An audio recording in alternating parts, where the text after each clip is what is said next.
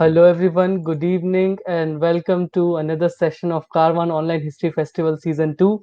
I am Ishan Sharma, I am the founder of Karwaan and today I am joined by a very special guest, Professor Chinmay Tumbe, all the way from IIM Ahmedabad. Hello sir and welcome to the session. Thanks for having me. So India recently witnessed a major reverse migration, the largest migration since the partition, India's migrant labor exodus. Today we will join Professor Chinmay Tumbe as we will embark on a journey to examine the history of migration in India. As he also states in his book that a little bit of India too moves with every migrant. So this lecture will help us understand how millions of people have moved from and to India. To introduce our guest, only speak that Professor Tumbe loves to laugh and learn, as he say, and he is passionate about migration, cities, and history. And he is currently a faculty member at the Indian Institute of Management, Ahmedabad, which is considered to be the topmost management schools in India and in Asia. An alumnus of the London School of Economics and Political Science, the Indian Institute of Management, Bangalore, Ruia College, Bombay, and Rishi Valley School. He has been a faculty member at the Tata Institute of Social Sciences, Hyderabad, and he was a 2013 Jean Monnet Fellow at the Migration Policy Center, European University Institute, Florence, Italy, and the 2018 Alfred D. Chandler Junior International Visiting Scholar in Business History at Harvard Business School. He has published widely on migration for a decade, and his recently published book is India Moving: A History of Migration. So, without further ado, I would like to hand over this floor to Professor Tumbe to take it forward. Over to you, sir. Hi, thanks a lot for having me over. What I will be doing in the next, half an hour, 40 minutes is to give you a flavor of migration throughout history. Now, that's of course a tall ask because there's so much to cover in only about half an hour to 40 minutes. And that's why what you should be doing is reading my book called India Moving: A History of Migration. But what I'll do is to try and contextualize it on particular migration streams and which will help us understand what is happening today. History is often very powerful to understand what is happening today. And so I'm going to end this discussion by looking at what this recent migration crisis tells us about the larger society that we live in right now. So in the book, I start off, of course, with if you think of India's migration, if you think of Indian diversity, if the first question anybody talks about India, when you compare India with other countries in the world, the first question or the first topic that comes to your mind is diversity. The kind of languages, we have so many official languages in India. We have so many different kinds of food, festivals, religions, which is much more than most countries in the world. And so the first question that arises is this stunning diversity because of migration or because of the lack of migration? Because remember, if you have specific communities isolated throughout history, then when you put them together, then often you can find stunning diversity. For example, Papua New Guinea, you'll be surprised to know, speaks more languages than India. But that's because those islands basically were never connected with each other. And so they all grew their own languages. And once they became a unified nation state in recent times, you got this stunning diversity that was there. So this is a puzzle. That is, but when we see Indian diversity today, people speak Kannada, Telugu, Tamil, all these different languages. Is it because they never interact with each other? Or is it because they also interacted with each other but still maintain their unique identities? And I have basically argued in this, the first chapter of my book, that India actually does maintain one of the most fascinating and rich histories of migration in India, in the world, right? And you can start, at different levels, of migration. But let me start with the most obvious one, which people often are not aware of, and this is the migration of women. Most migrants in India are actually women, and they migrate almost, the fundamental reason is migration for marriage. which means that virtually every adult woman in India is a migrant and has been a migrant for thousands of years, because this strict village exogamy rule, which means you have to move up, you have to cross village borders, means that throughout history, actually some people have always been moving. We don't see women's migration for marriage as classic migration, but it is movement of people. And so the Census of India, for example, notes more than 300 million women migrants. And not surprisingly, this is the largest class. What people don't realize is how significant this migration is to hold India's diversity. For example, it is the women who learn the new languages when they cross India's, for example, linguistic borders. It is they who learn sort of new cuisines when they go into the new marital home. So when you think of Indian diversity and how that fabric is held, it is actually held by millions of migrations of women who are moving to new households, learning new skills, new tasks, and forming a bridge between the culture that they're coming in and the culture they're going to. Think about it. When you think of villages in India, we say, the culture changes every 50 kilometers, right? And these women's migrations often are much larger than 50 kilometers, but on general, they are fairly close bound around the villages. But every migration changes something. Now, this is important because often there was this view in history that India is this ancient land of static village life, or sort of idyllic village life, where people were born and died in the villages of their birth. But that's simply not true, because most women actually died outside the villages of birth, right? And what we're going to sort of understand in the next half an hour is that even for men who migrate for work, so to speak, while they might still die in the villages of their birth, between life and death, they spend a large part outside. And this is this whole world of circular migration, which is, of course, very important when we speak of the events of the last few months. Now, I'll start, with a small presentation.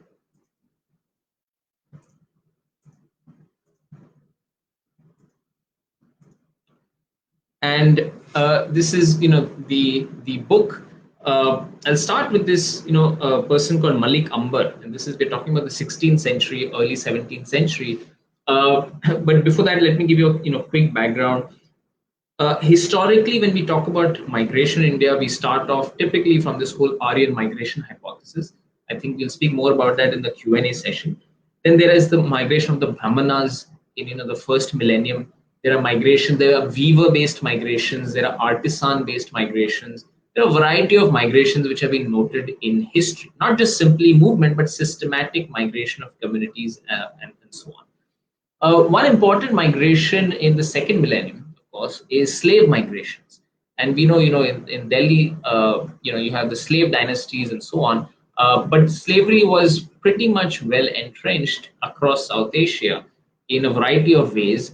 And this person that you're seeing on the screen right now is the classic example of a person who not came to India as a slave, but died as a dignified nobleman, right? So this is the story of Malik Ambar.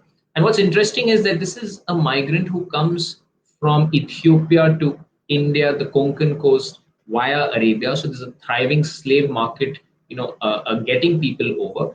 And this is a vibrant military labor market, which is activated in, India of these times, in this particular case, the late 16th century. And this person also has the sort of ability to break out of slavery in a particular context, and then become a noble and fight for the kingdom, and really prove to be a thorn in the neck for Jahangir. And he sort of defeats, he wins many campaigns against the invaders from the north and so on. And from the point of view of migration, what's important is that this one person, along with, of course, thousands and thousands of others who belong to the slave markets, come. But when they come, it's not like there is no legacy of these migrations which have been vanished. The descendants of this community still live in India, and they live in, for example, they live as, classically the Siddhi community. And what's interesting is, one of the classic pieces of craftsmanship is in the Siddhi Sayyid Jali Mosque in Ahmedabad, And that same Jali screen happens to be the logo of IIM Ahmedabad, the institution that I am currently based in. So in a strange way, a migrant from Ethiopia coming in the 16th century, the community this guy belongs to, and the logo of IIM Ahmedabad. Can you imagine, what a connection this is? But this is how migration, this is what migration does. It brings in tremendous diversity, and that legacy of the diversity is what we see today. Right? So the first point is that India has had migrations of various kinds throughout history, and they have shaped the contours of India. There are, of course, a lot of other migrations which my book talks about, and I'm going to skip over a few centuries to get the story more to the sort of modern day period, and I'll be happy to take questions later. But this is an interesting sort of chart to show migrations, the modes of traveling in India in the 19th century. And this is interesting because they show the elephant, they show the Hindu pilgrim, the traveling dog, and of course, above all, right at the bottom, they show the Indian railways. Right? And so the railways is, in a way, a major landmark moment in Indian history, because for 2000 years before that, or literally all of history before railways, the speed of movement, the speed of travel within the subcontinent was pretty much conditioned by the speed of the horse. So for the first time, you could break that mobility barrier in terms of speed. So not surprisingly, in the late 19th century, suddenly you had migration volumes pick up substantially. And in this particular drawing, you see this sort of celebration of the railways. You see the picture at the bottom where people are sort of pointing to the railways as this sort of new liberator. It is, of course, not the case that the railways were the only way that people moved. People still walked. People moved by waterways. People moved by boats. People moved in a variety of other ways. But the railways increased the speed tremendously within the subcontinent, and that is why we say the late 19th century marks a sort of a major breakpoint in the history of migration in India. Right. And let me give you an example of this from the region, from the Konkan region of India, which is Ratnagiri district and so on. Now, this is very interesting, sort of a photograph of a particular family, which worked. This is from my fieldwork in Ratnagiri district. This is a photo taken roughly in the 1960s, and this gentleman out here worked all his life in Mumbai. This family took this photograph in Mumbai, but the family never joined him in Mumbai. He was one person who would work in Mumbai, and then he would go back to Ratnagiri and then send back a lot of money, in the medium term. And then after he retired, his son, in a way, continued the legacy. And at the time of the interview, his son was thinking of sort of coming back and retiring in Mumbai. Now, this is a unique pattern of work-related migration in India, where the men go out, they work, they send back money, and this is sustained for a long time. And I call this the India's Great Indian Migration Wave. Okay, so I'm going to show you a map now. And this is an important map because it shows you India's hotspots of out-migration. And then you'll see, classic clusters like UP, Bihar, where we're saying 1 in 4 households, or 25% of households, have somebody outside for work. And then you have a cluster in the Himalayan belt, you have Rajasthan, you have a few districts everywhere, the west coast on one side of the Western Ghats, from Ratnagiri to Kanyakumari. You have, districts on coastal Andhra. You have this entire belt in coastal Andhra, coastal Orissa. And then you have this sort of vacant space in the middle, which is the Deccan Plateau. And you might be asking, in a history festival, why are we looking at a current day map? Now, the interesting thing is this map has been remarkably constant, more or less, since the late 19th century. Right? So I showed you this thing about the railways stimulating, migration. What's remarkable is that Indian migration patterns and systems have barely changed over the last 100 years. And this is what I call as India's Great Indian Migration Wave. I argue that this is the world's largest and longest voluntary migration system, where people have been moving in a particular fashion. Mostly men, mostly for work, mostly semi-permanent. They don't retire in the places they go to. And it's remittance based, which means they send back a lot of money in the meantime. And all of you will recognize this migration, because when you saw this April and May tragedy of people walking back and so on, these were the circular migrants of India. These were the people of India's Great Indian Migration Wave. Right? And this has been going on since the late 19th century, when the British, in a way, stimulated the economy in two ways. One, by the railways internally, but also by recruiting people for migration systems outside, and I'll show you that in a bit. So the map you see is the way it is for two reasons. One is the history, that is, many of these districts were early recruitment districts for the British, and in some places even before the British. But more importantly, this map reflects population density. You see what's common between Kerala and Bihar. Both of them send a lot of people outside. Kerala sends a lot of people to the Gulf. Bihar sends a lot of people to the major cities of India. But what's common between them is very high rural population density. And that's sustained because they have decent access to water throughout history, but they've also not had mass calamities, which means, for example, the bloodshed in the northern India, but through wars, rarely affected some of these places that you're seeing on the map. So over time, population was allowed to build up out there, and as a result of which, they have huge outmigration pressures, so to speak. So this is to give you a flavor of how people are moving for work in India and why the history matters, because the history, the colonial history, the pre-colonial histories matter in identifying why some districts send out more people. So if you are born, for example, in Azamgarh in UP, you see everyone around you migrating, which means when you grow up, even you feel like migrating. So there's literally a culture of migration, which is closely associated with these places' history. To give you a sense, this is Mumbai and where it draws its people from, and you see it draws people from all over India, especially Eastern UP and so on. This is Delhi. It draws again people from all over, but especially from the northern hinterland. Right? And so different cities of India are drawing in migrants from different places. And that's because of these migration corridors, migration networks that have been developed over time, often starting from the middle of the 19th century. Now, what I was talking about so far was the migration of labor. People who work as cooks, as plumbers, as security guards, as construction workers, as manufacturing workers, in a vast range of jobs in India, and also even farm labor. That's the migration of labor. And so the Great Indian Migration Wave, which I talked about, is basically about the migration of labor. But there's also the migration of capital, that is, people who own enterprises, people who have the money. And what's really fascinating about India is that a few communities, and I'm sure some of you watching this belong to these communities, seem to kind of have historically dominated business and enterprise in India. Obviously, some part of that story has to do with caste, because we know that traders were given a particular caste position, and so trading communities often tended to belong to particular castes. But what's interesting is the density of these castes have varied across India. What's even more interesting is that the most famous migrant capitalists of India have originated from one region, and this is that particular region in Western India. Right? And so the famous Punjabi Khatris, the famous Marwadis, the famous Gujaratis, the Kutchis, the Sindhis, they all seem to come from one part of India. It's almost as if there's no equivalent of these communities, at least historically speaking, in large swathes of central India, eastern India. The one exception being the Chettiars in the south, who have very, very long historical connections, especially with the Southeast Asian sort of world in trade, finance, and so on.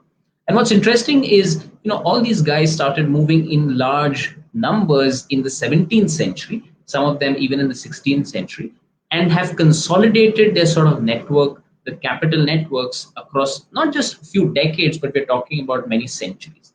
So most famously, of course, the British, if you've read the 17th century history, the British got an access into India in the first place because of many of these migrant entrepreneurial communities of India. It's another thing that, of course, when the time had come for them to sort of depart, the freedom movement itself was financed in a large part through these same guys, these migrant entrepreneurial communities. So in a way, it's interesting to see how these communities have played an important role at both ends, getting the British to India and also then ensuring that they leave. But what's important to note is that this has, again, tremendous contemporary significance, because if you see India's business landscape today, even today, more than something like 70% of India's 100 richest business leaders come from these communities. If you look at the 10,000 directors of India's 1,000 leading companies, it turns out that more than 45% of those directors come from these communities. So again, history is very important, because we say capital India is still concentrated in a few communities, And it's not because these communities have necessarily, oppressed others or pushed others down. It's because they've been very successful in leveraging migration networks, which means if you have a community which is spread all across India, in the case of Sindhis all across the world, then you have access to information, which is a fantastic thing to have as a business person. So that gives these communities a huge edge in the world of business, and that's why they have done so well so far and maintained dominance in the world of business. It's also interesting that new communities which have stormed the world of business, whether it's the Saurashtra Patels or the Gaundars in Tamil Nadu, they have also used migration to come up, which means the entire community has moved to a new place and made it big. Right. So this is to give you a flavor of the migration of labor on the one hand, the Great Indian Migration Wave, which starts roughly in the late 19th century. And this is about the migration of capital, which starts roughly in the late 16th and 17th century. And now I'm going to talk a little bit about Indians outside India, right? And this is this famous, sort of painting showing when Indians landed in Mauritius for the first time in 1834, right? And the British are sort of, sort of registering them. And this is what you will remember as something called as indentured labor. The reason why so many cricket teams around the world, seem to have Indian faces is often because they have deep Indian roots through these migration systems. Now, indenture was not slavery, but it could often be quite harsh. And in the first instances, they often, kidnap people to take them to work on the plantation systems that the British evolved in variety of locations around the world. So, for example, Mauritius being the most famous one. First up, even today, if you go to Mauritius, the major ethnicity in Mauritius happens to be Indian. Fiji is another one, close to Australia. But then you have plantations in the Caribbean, what we call as the West Indies. And then, of course, you have the French, for example, in the Reunion Island, who also took people from India. You have South Africa, and so on. And this is what we call as a diaspora. That is, over time, Indian communities started, developing populations outside. And this is quite new in the sense that while earlier diasporas are found, Indian diasporas are found, before the 19th century in Asia, outside Asia, the Indian imprint started to increase in a big way after 1834. And of course, today we say that, Indians are one of the most widely traveled people. India has one of the largest diasporas, and India receives a lot of money now from the people who have gone in the more recent sort of past. So how does that map look? It's very extensive. This is just a map to show you where all Indians have gone. And you'll see that all the names in red, names like Myanmar, Sri Lanka, Fiji, South Africa, all the ones marked in red are the places where India went in the 19th and early 20th centuries. And those were mass migrations. For example, people who went to Burma, people who went to Sri Lanka, Malaysia, those were huge migration networks. So just like people go to the Gulf today, 100 years back, the Gulf was basically the eastern board. That is, instead of people going from Kerala to the Gulf, people were going from coastal Orissa, coastal Tamil Nadu, or even Bengal and UP towards Burma. Rangoon was, like Dubai is today, Rangoon was about 100 years back. And some of you might have heard this song called, Mere Piya Gaye Rangoon, which kind of commemorates some of that mass migration flow. Now, how have these migrations, why do these migrations matter? Again, because some of those districts which send those migrations, whether it is Hoshiarpur and Jalandhar, which is in Punjab, or whether it is Azamgarh, Jaunpur in eastern UP, the same districts which send out people outside first up continue to send out large numbers of people, because once those migration networks were established, they were very powerful to sustain these migration flows over time. This is an example of Indian ingenuity abroad when people have gone abroad. This is a case of a guy in Eastern Europe who's used the pressure cooker not to cook rice, but to sort of heat a particular spa chamber. Right? And he's an Ayurvedic. This is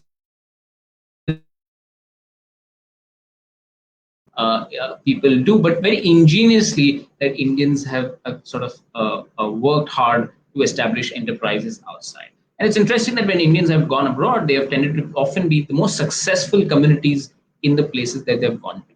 In America, of course, we know that the Indian community has been, of course, well selected in terms of particular characteristics, but they are the most.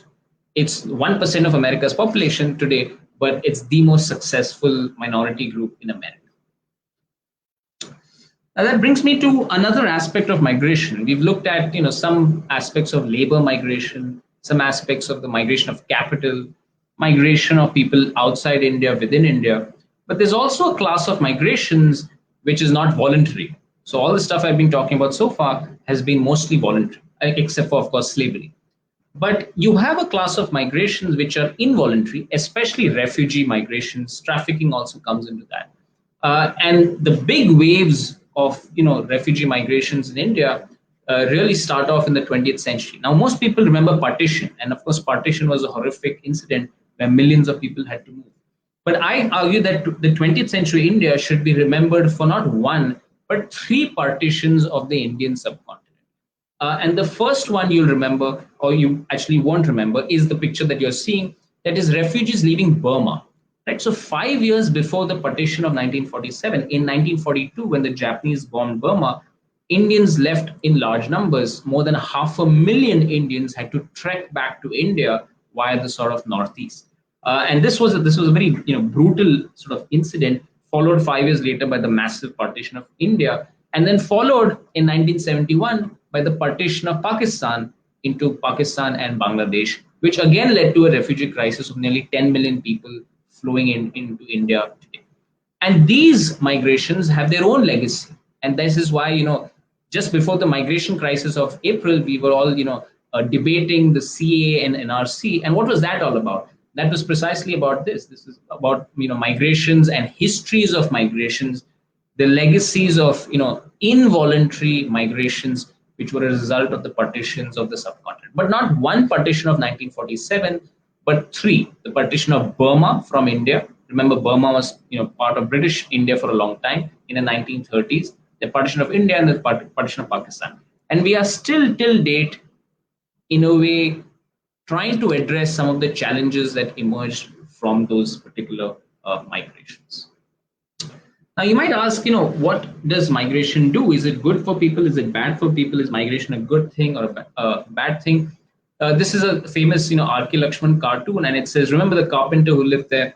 He's an NRI now. He'd gone to the Gulf and he's back now, right? So, and it shows you an image of sort of what emigration can do in terms of generating prosperity, or at least so the sort of stereotype should.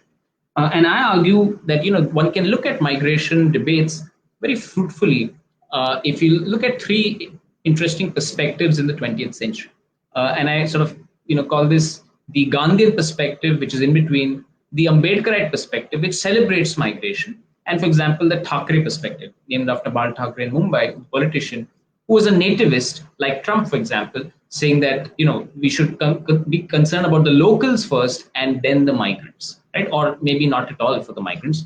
Our focus should be on the locals. And all three of these people are basically asking one question: who does migration really benefit? And according to the nativists, migration does not benefit the locals.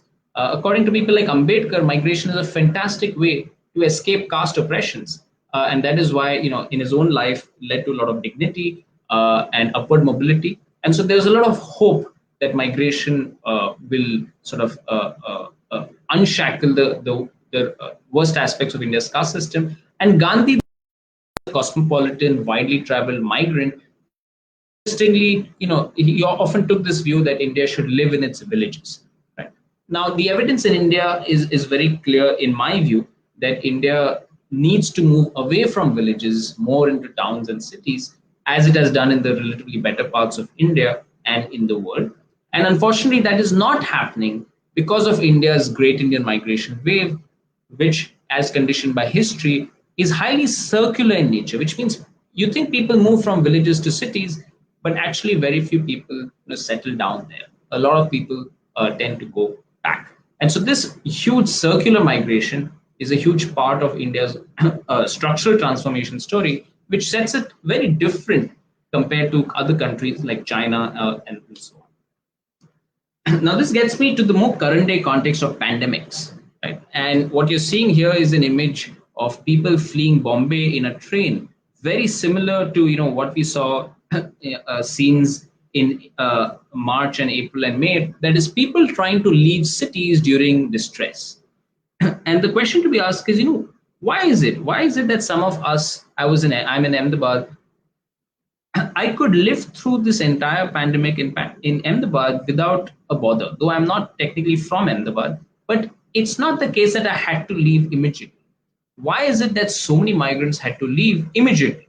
Right? And the answer is that, like in 1897, which is more than 100 years back, during the plague pandemic which hit Bombay and the exodus then, it seems that not much has changed in terms of the basic architecture of social security for migrant workers in India, which means migrant workers continue to live in reasonably precarious conditions, whether it is poor housing, whether it is very weak and insecure incomes, which means the holding capacity of migrants in the city. And not remember, these migrants are not coming to settle down in the city. The migrants are coming to earn, to remit, and then go back and live a comfortable life. That is the migrant psychology.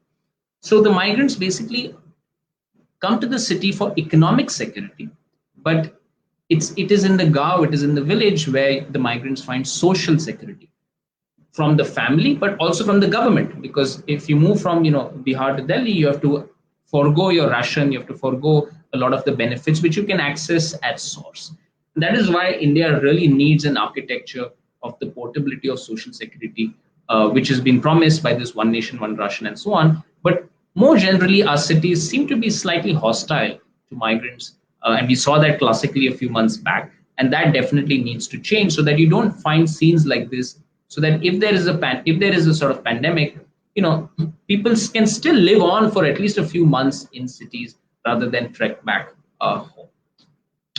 And I'm going to end, out here on this note that the that was a visual 100 years back of the plague, and this is a visual from today, where you find that on some dimensions nothing seems to have changed much. I mean, a very shocking sort of treatment of migrant workers, the precarious nature of work, and so a lot more has to be done to sort of uplift migrant workers and give them a sort of proper footing in India's economy, India's society. Now, right now, as we speak, maybe in my estimate, more than 20 million migrants are back home, but they're going to come back, and it's all our responsibility to ensure that migrant workers are treated with dignity going forward. So what I should also emphasize is that it's because a lot of people watching this are people who are very interested in history, is that history is extremely important, right? And history is extremely important to especially understand contemporary events. And so you cannot understand India's migration crisis today without understanding India's migration history, because a lot of these places which have been sending out migrants have been migrant sending places for more than 100 years. History is important because it also shows you precedent.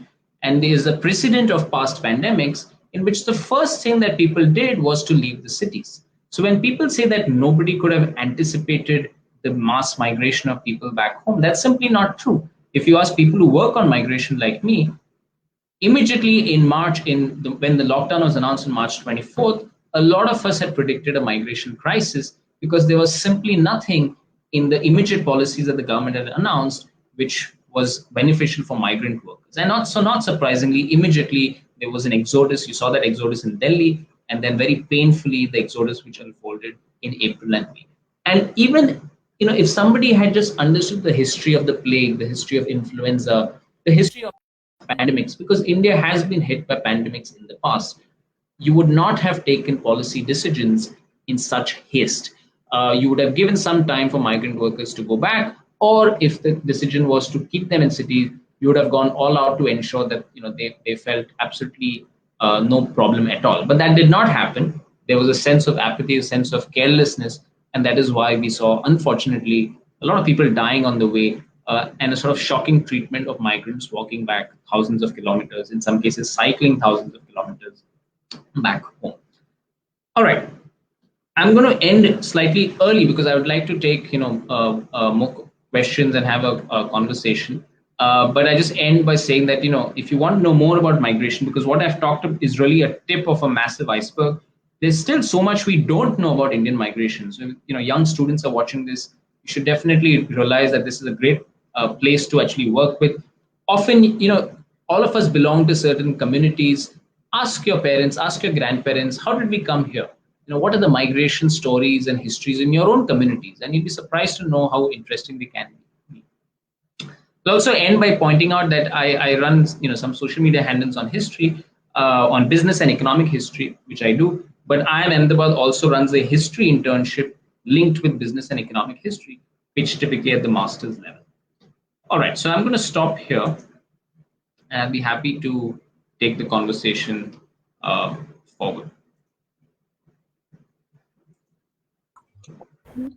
Thank you very much, sir, for this wonderful presentation. It was really, in a way, shocking and in a way very interesting to learn about the history of migration over time and even the present day scenario. So, in the very beginning, you mentioned that the women's are, consists uh, a large part of the migrants, and there is also a category of children in that large gatherings. We do not talk about the child labors because in India it is a reality. Even if we say that we are fighting against it, but there are child labors and they are around us. So how do you see the situation of child labors in the present day scenario, and even if we can see through the history? Yeah, I mean it's a great point. I do touch upon this in my book. Uh, Historically, child labor was much more rampant in relative terms than today. I mean, there are examples in the book on child labor, especially for prostitution, for example, right? Remember, India continues to have a very low age of marriage. I mean, there's a legal age of marriage, but the actual age of marriage is often much lower. And of course, earlier you used to have child marriage, and so child marriage is very closely linked with child labor in those days. So when you say historically speaking, there's no doubt that we are in a much better position today than in the past. So that's the first thing to take. Having said that, there are still hundreds of thousands of children who had to unfortunately suffer during this migration crisis, and some of them had to go back. The crux of the child labor problem is schooling. That is, if there is enough demand for schooling at the parental level, then there is no reason why any kid should be working out there.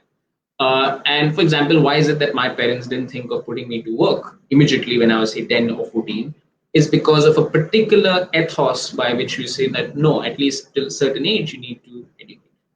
And this demand for education, there's the supply of education, but there's the demand of education, which was not really appreciated in India for a long time. Today it is. Today, if you ask almost any parent, they'll say, our kids need to go to school. But in certain distress-led situations, often, unfortunately, parents have to take their kids out. And in a pandemic, when you have livelihood losses, you want as many sort of people to feed the family. And so this is why child labor actually tends to go up during times of extreme distress like this. Now, in terms of migration, yes, of course, there's a lot of children who move with families, but the specific point of especially brick kiln workers, construction workers, where children move with their parents, and because of that, they lose out on schooling in their home state. Now, that is a serious issue. And the way policymakers try and solve that is to build creches at the construction site so that these kids can do have an option when they go there. So if you ever see a construction site, and and this is something we can do, if you ever see a construction site and you see kids, you'll often see a hammock with a baby out there. It's a very classic sight. There's some women with bricks on the head doing some particular construction tasks, and the men are doing some other tasks, and the kids, the really small children, are on hammocks. You should ask that site as to do they have any creche facilities, and if not, they ought to have creche facilities. Right? So these are simple things in which even citizens.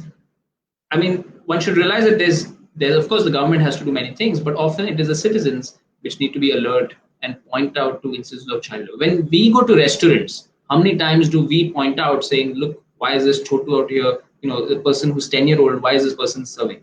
We often take it for granted that there must be certain logic as to why this person is employed. But Hmm. if we are alert enough, if we stop it at our end, I think that is where people realize that this is it. If you go to Sri Lanka, for example, it has one of the best indicators of human capital. Nobody, you will not see kids like we see in Indian restaurants serve food. Simply not. Yeah. You will not go outside dhaba in Sri Lanka and find what we find in India. So child labor also to some extent is normalized in India, and that should not happen. So when you see a kid who's very young and working, you should basically be concerned. Yeah. And after that, you mentioned and that there was an there is a debate that has been going on for years now. Almost two generations of historians have talked about it. The Aryan invasion debate, Sure. the debate that who are Yeah. Indians and who among us are Aryans and Dravidians. How do you see that? And Yeah. do you I think think that is, yeah, that is something dividing us in a way? I think the word invasion can be safely dropped now. I think the Yeah. original emphasis, there are two aspects. One is, who are the Aryans and so on. But I think there is now a consensus in the historian community that the idea of an invasion was too far-fetched, and it served maybe certain ends when the history was being written. And so today, nobody really talks of invasion. If you see anything written in the last 10 years, it's the Aryan migration hypothesis. And that hypothesis now, the contentious issues is, did people come from outside India into India, or did people go from India to outside places? And so you have these two opposing positions. But today we have good solid evidence from genetics, right? And which was not there. So we see how the evidence on this was formed over 2 centuries, literally. It was mainly based on inscriptions. It was based on language structures. It was based on different kinds of historical sources. But genetics is the new thing which has completely changed this debate in the last 20 years. And it has changed it, which has made both sides either comfortable or uncomfortable, which means it's not a simple straightforward story that some people come, and so it's a story of complex hybridization. There is really nobody as a pure Aryan or a pure Indian. All of us are hybrid, as simple as that, right? And so it's a mixture of many different groups. It's not one group but several groups which have come from outside the Indian subcontinent. I think that is where what the literature sort of the consensus is on. And I would encourage you to read a couple of books like Tony Joseph summarizes the literature on early Indians. But there's another one by the genetic scientist at Harvard on the making of the modern world, or not the modern world, the making of the sort of ancient migrations. And this genetics studies are clearly showing different pathways of migration. And so the leading, I tend to go with this view that there are 2 or 3 core groups in India which conform with the earlier literature, whether you want to call it Hmm. Aryan, Dravidian, and so on. But even that led very quickly, there was a quick mixture between the two groups. So these distinctive aspects of these two groups, there was a very short window of time. And we still don't know enough about how the first group came, that is, so-called Dravidians. But we do know, for example, look at Andamans. That's a group which is in its own right. I mean, now there's a particular genetic group which is being dubbed for that. We also know that the so-called sort of Central India tribes are slightly different. So I think genetic science is throwing up more evidence, and one has to square up what we know from the last 200 years with the evidence coming from here. But it's pointing out to some very clear things that yes, the bulk of Indian formation, the bulk of us today in India are sort of descendants of a hybrid kind of race between a variety of groups, and some of them definitely came from outside India. How much did Indians per se, people born in the Indian subcontinent go out? You can actually use genetic science now to pretty much show that, that evidence as of now, based on current evidence, is less plausible. I think we can, say that.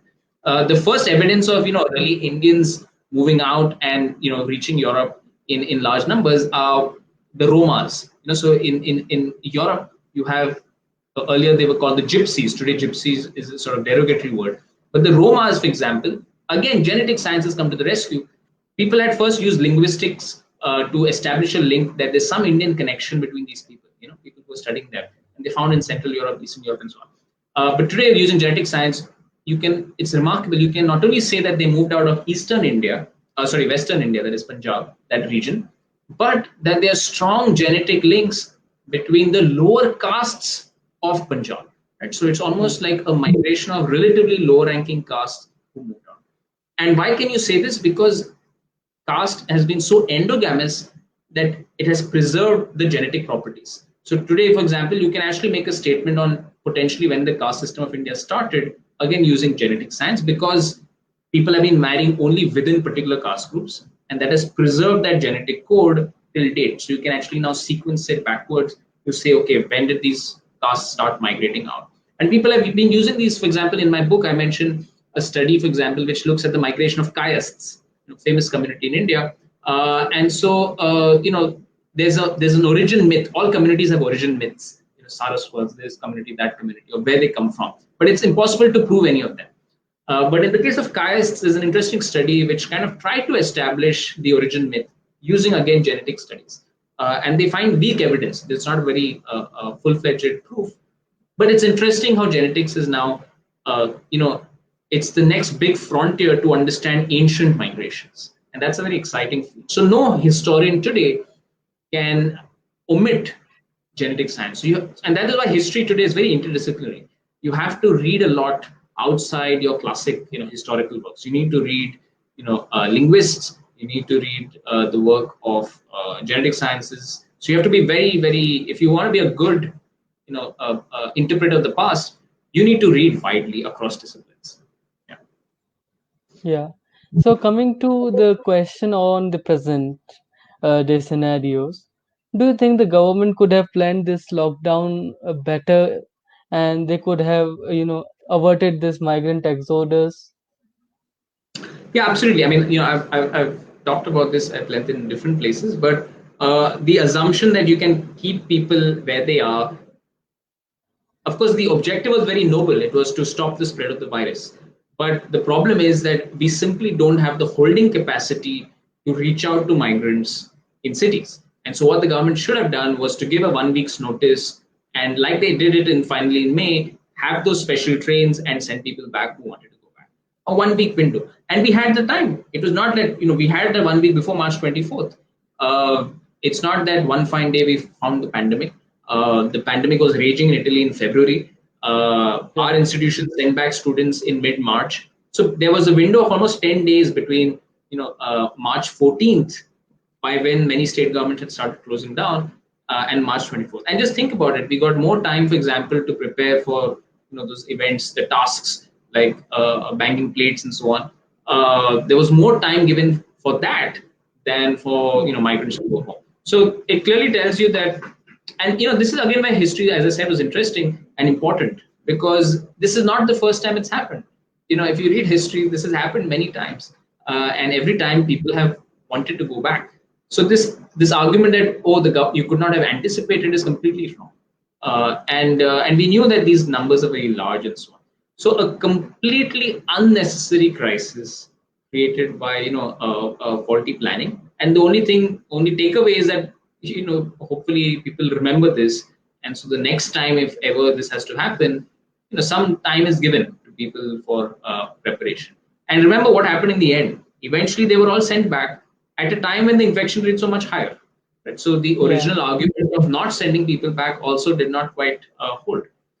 So on however you look at it, the government will not accept the mistake, but it's very clear, I mean, they're not talking about it, but it's very clear that yes, they definitely missed the gun on that.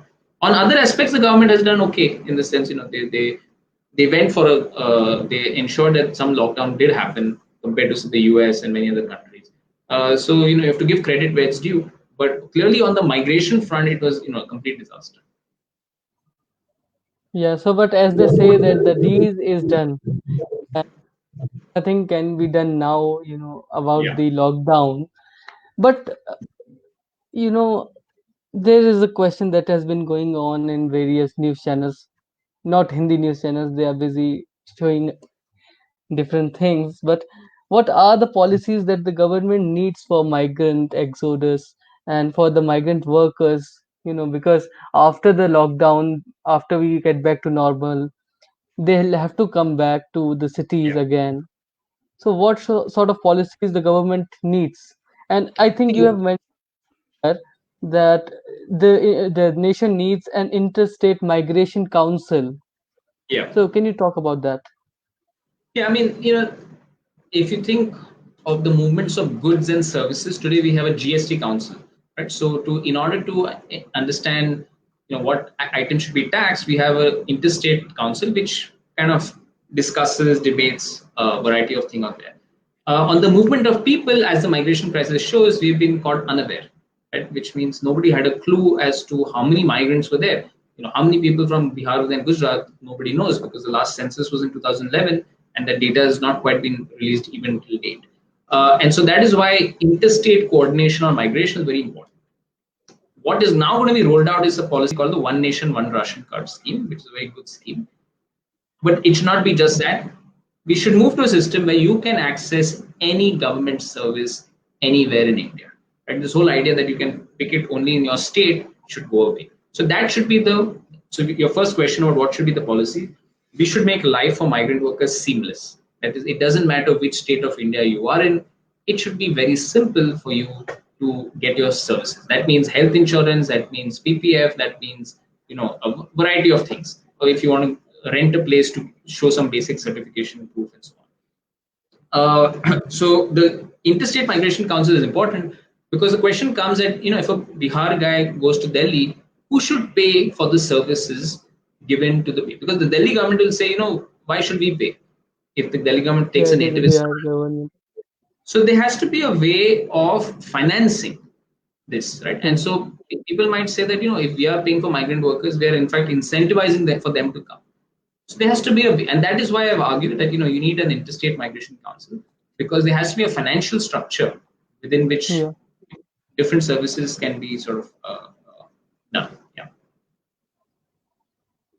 So, with reverse migration, there is also a term that you mentioned called the circular migration. So, how it has been hit by the COVID-19 outbreak, and what are going to be the ill effects of it? I think the first point is that a lot of reverse migration has taken place from cities to villages, but it's not permanent. It's temporary. Yeah. And a lot of them will eventually come back. Uh, Typically, they go back before the monsoon, and they come back, after the monsoon. So usually September, October. This time there's more uncertainty, so it might take more time. But there's no doubt that the impact means that we are looking at cities where about 10 to 20% of the workforce is basically not there, right? And so we have a severe labor shortage in Indian cities right now. And that has to be addressed. And on the same hand, we have a massive labor surplus, because nobody knows what to do with these people who have reached back home. So they are sitting there idle, and firms eventually will need these people. So the best response should be to get them back as soon as possible. And for that, you need to give incentives. For that, you need to ensure that if a worker falls sick, the firm or the government will pay for everything regarding that work. So workers have to be incentivized, pampered in order to them to come back. And so that Yeah. puts workers in a good bargaining power. And so workers should use that bargaining power, in a good way, and sort of eventually come back, because they have to come back, because there's not much to do in rural areas for the kind of populations that we're talking So, there is a question on the effective reason of migration. What I think he wanted to ask the immediate reason for migration, the recent migration. What was the immediate reason? about. Immediate reason for me Migration, studying the migration, recent, or why people migrate. for the reverse migration, I think. If the question is why did so many people want to go back home, it's very simple. If you don't have money, you cannot live in the city. If your income stops, people don't realize that most people are not salaried workers in the kind of, for example, I get a monthly salary. Even if everything shuts down, my university still pays my salary, right? Yeah. Even if my salary does not come for 2 months, I can survive. Why? Because I have accumulated assets over time. Now, this is not the situation with millions of Indians. This is not the situation where you have almost 20% of the workforce, which is almost like daily wage, which can be migrant or non-migrant. So it causes a lot of distress. The second point was that landlords evicted. It's not the case of why these people are on the streets. It's also the case that they were thrown out. Right? So if you can't pay the rent, you have to leave. As simple as that. So you don't have income, you can't pay rent, and you don't have the train. If there was a train, you could have at least gone home with some dignity, which is what happens. I mean, this exodus is unique because it's happened everywhere in India at the same time. But I've been studying migration for over 10 years. There are recessions and people go back. So this going back is not something new. What is new is the manner in which people had to go back, right? Because there was no transport. So what is new is the pain, that is the pain of going back because of lack of transport opportunities. So that is what is distinctive in this particular exodus. But the pressure to go back has always been. There's a question by Chinmay Tumbe. Is reverse migration beneficial for economy? So reverse migration is not really. It puts a strain on the rural resources. There's overpopulation, so everyone has come back. So the best way to solve this problem is to wait for people to come back to the cities, and that is really the only way that one can solve this problem. So right now it is a crisis. It's a crisis in urban areas because of the shortage. It's a crisis in rural areas because of the surplus. And all talks about absorbing this labor in rural areas is just completely talking through the roof, because it's not possible. It's as simple as that, right? And so we need to create the facilities for people to come to cities as soon as possible. Yeah, I think because without the workers in the Indian cities will stop working virtually. Absolutely. Rural There's a areas question. also rural areas Yeah. also depend on the money sent back from cities. This is something people don't realize enough on. So the map I showed you, I mean, India, huge parts of India which are remittance economies, they live on the money coming from cities. So right now, rural economies are depressed also because of that. When people come back, they don't have money. Those incomes have also fallen. There's a question from Ilma Rizvi. What, according to you, will be the impact on both immigration as well as emigration post this pandemic? It a lot depends, and it's very tough to answer this question on the responses of other countries. Right? From India's side, the pressure is always there. Indians want to go outside India. That pressure is always there. But now in the Gulf, for example, so Gulf, the two major destinations for Indian immigrants is the Gulf countries, the 6 countries there, and America, USA. Now, both USA is very protectionist, right? So it's very tough to go to USA nowadays to get a job and so on. So what I'll see is a massive diversification to Canada and Australia. So Canada and Australia, the destinations will pick up big time because they're more receptive to migrants and so on. We've already seen the trend, but it will grow much more now. In the Gulf, it's much more tricky to say. And I say this because if you look at 40 years of Gulf history, every time they say that they will become more protectionist, but nothing actually happens because they also depend on labor. Their economies cannot run without Indians out there, or for that matter, South Asians. So though there might be a lot of political rhetoric in order to appease the local populations, just like we do it in India at local levels, nobody does any drastic sort of nobody takes drastic steps such that people have to come back or the employment opportunities dry up tremendously. So my sense is that it won't affect dramatically unless some government outside India just put one fine day says Indians not allowed. Then you can't do much. And we have historical precedent for that because, as I said, the Gulf of 100 years back was Burma. Right? And Burma, one fine day, just shut itself to Indians. They didn't like Indians, and they basically stripped Indians of citizenship or access to citizenship. And literally, Indians were thrown out of Burma. Now, if some Gulf countries do that, then yes, emigration from India will stop. But it's very unlikely that that will happen. I don't think you'll see a Burma kind of effect happening because of the pandemic in some sense. On immigration, it's tougher to say, but immigration from Bangladesh was anyway declining. I have an article on this in the mid. And immigration from Nepal is also diversified to other countries. So in that sense, I don't see much a change out there. There's a question from JL Nagar that our migration experience never remained pleasant, but still we are losing our brilliant youth through brain drain. How can we harness that energy and strength for our motherland? So this question of brain drain is very interesting because it was a huge issue in the 1960s and 70s. People said people are going to IITs, IIMs, subsidized education, and then they go abroad, and nobody does anything. What's interesting is that today actually nobody talks about brain drain anymore that much as they were doing in the 1960s. Like in the 1960s and 70s, this was a question fought in parliament and so on. Today nobody does that. I mean, people might talk about it in conversations, but there is no real policy push on stopping brain drain and so on. And it's important to understand the reason.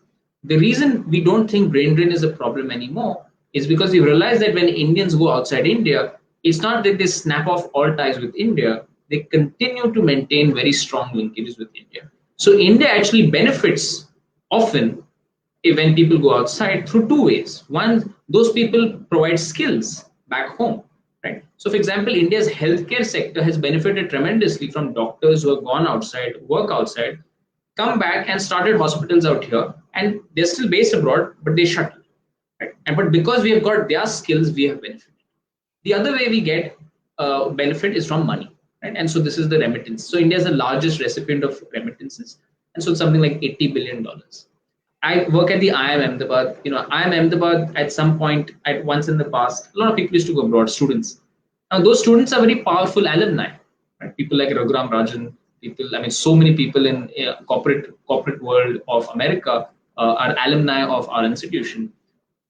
They maintain links with us, right? So in a variety of ways, it's not just the money, but also skills in terms of support and so on. And so I'll just summarize by saying that there's a saying that a brain drain is better than a brain in a drain, right? Which means you want to give the opportunity for brains to work in the best way possible, regardless of location.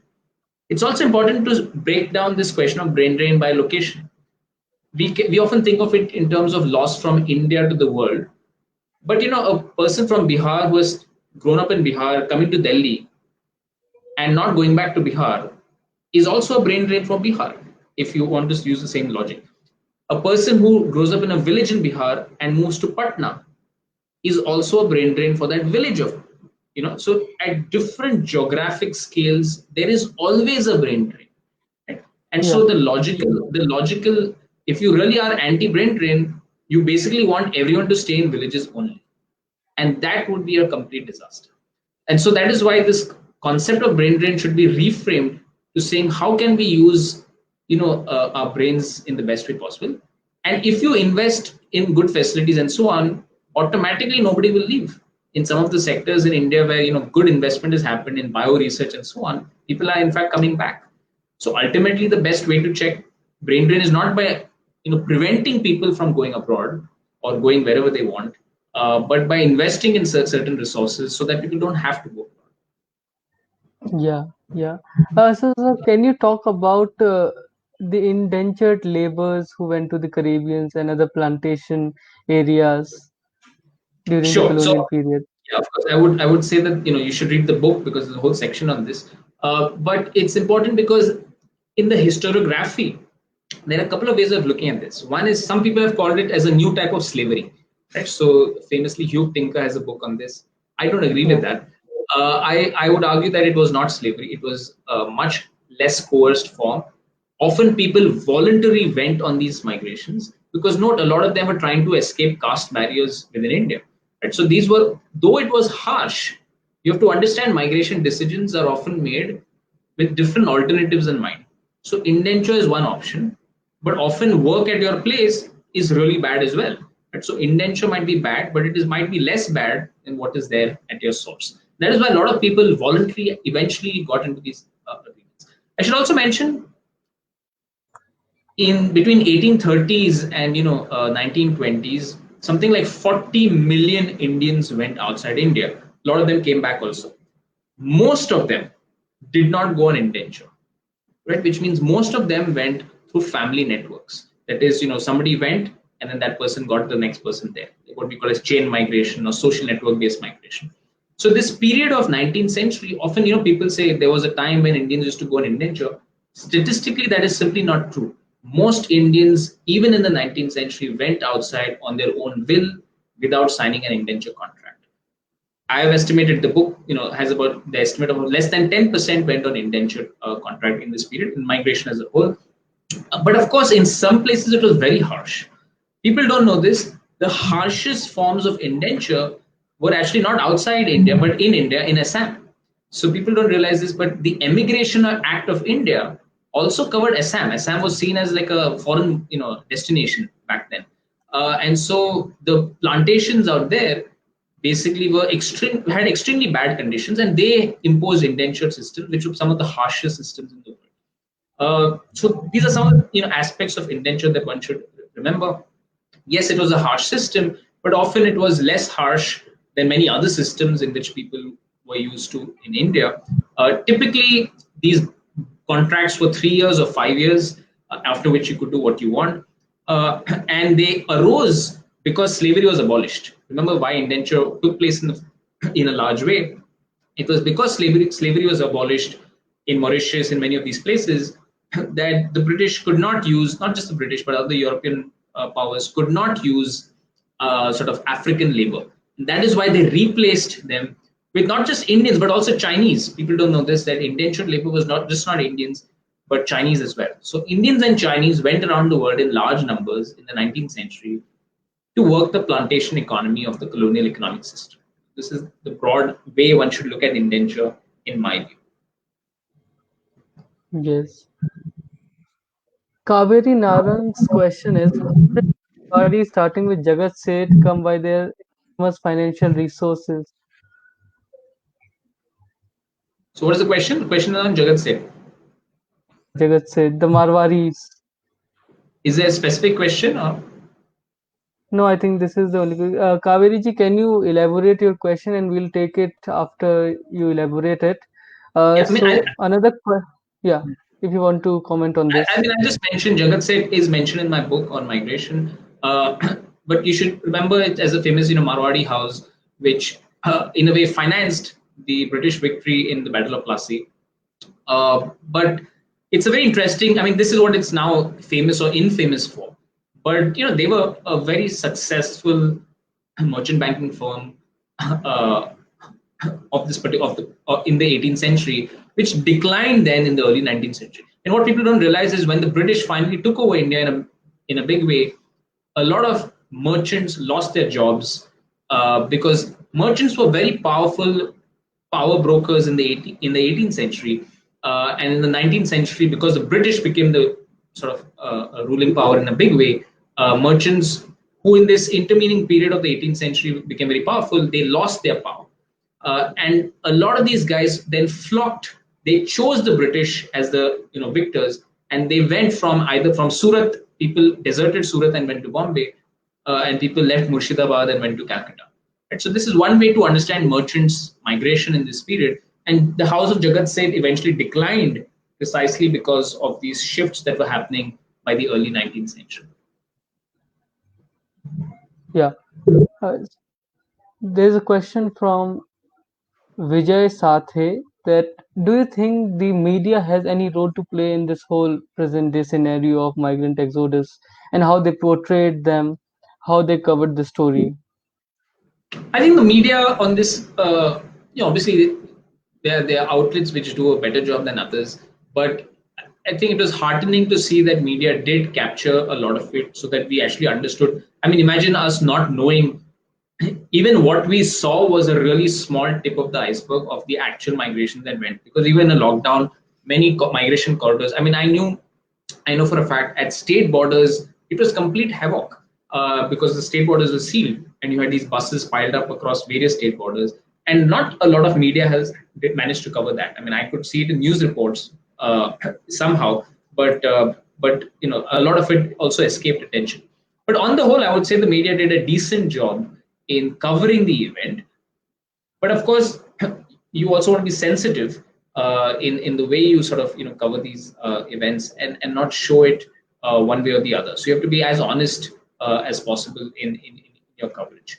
But on the whole, I would say, compared to many other issues that the media has covered in the recent past, I think they did a decent job on getting the issue. Because what is the job of the media? It's to get issues to the notice, and obviously these, at least in newspapers like the Indian Express and so on, literally every day of April, unfortunately, we got to see those horror stories of migration, which tells you on the one hand of a crisis, but then also tells you that the media can be doing its job properly.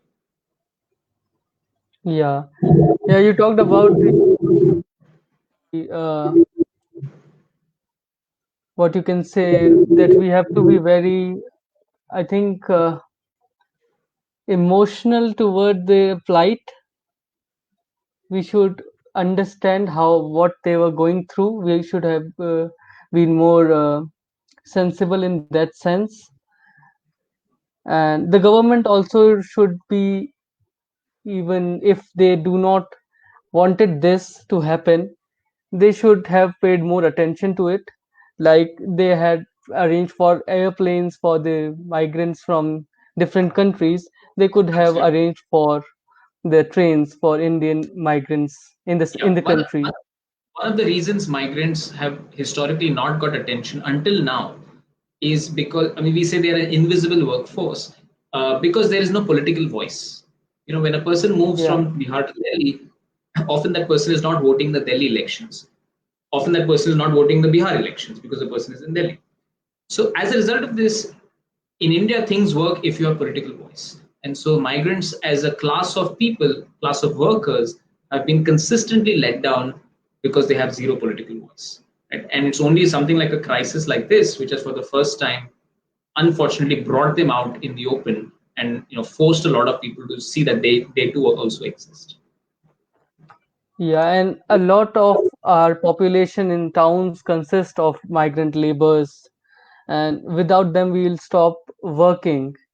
They are the backbone of of a city nowadays, Yeah. and it is very important to learn about the migration in details, and that is why I think this book India Moving is a great uh, thing to start with for the general public, because it gives you the overview of how migration changed the nation in a way that, as you also mentioned, that a bit of India moves with every migrant labor.